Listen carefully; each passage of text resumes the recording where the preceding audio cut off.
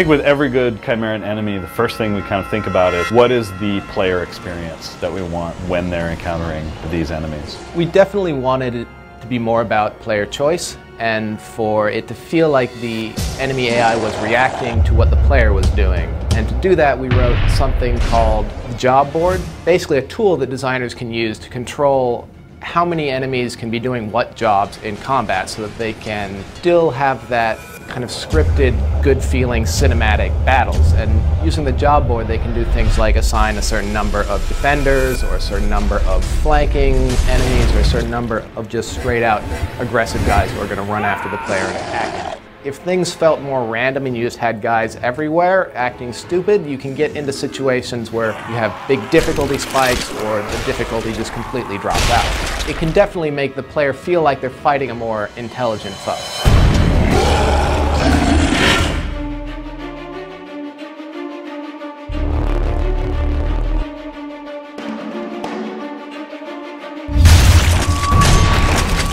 The Grims are, for lack of a better term, almost aborted hybrids. So they're halfway between human, halfway between a hybrid. Malnourished, malfed, that's why they obviously move a little slower. They tend to be more numbers of them, but they're not as smart or as intelligent as a hybrid. They don't use weapons. They just try to melee or throw whatever debris they can find around them.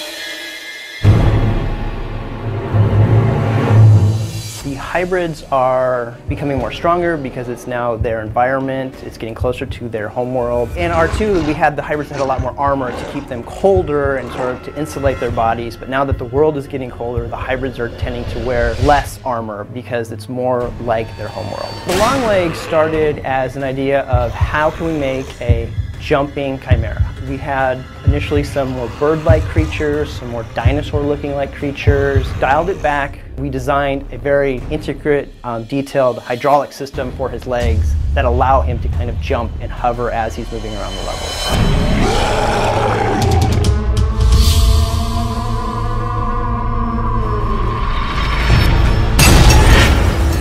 The Brawler, we wanted to bring back kind of the intensity of the Titans from earlier Resistance, but have them much more agile, have them be able to come down on you really fast.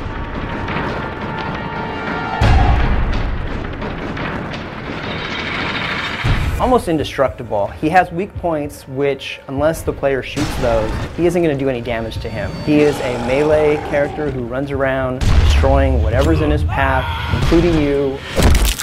Okay, how do we make that fun? How do you fight that? We don't want it to make it a bullet sponge either. We don't want the player to just kind of sit there and pelt, pelt, pelt, pelt, back up, pelt, pelt, pelt. Animation-wise, we wanted to feel like he was moving more like a gorilla, like a silverback gorilla. We didn't want him to feel like just a dude in a suit. The thing kind of develops on its own in rough form as we're developing the art style, and kind of how you make him a Chimeran-looking creature goes part and parcel with how do you make him feel good and fun in a situation.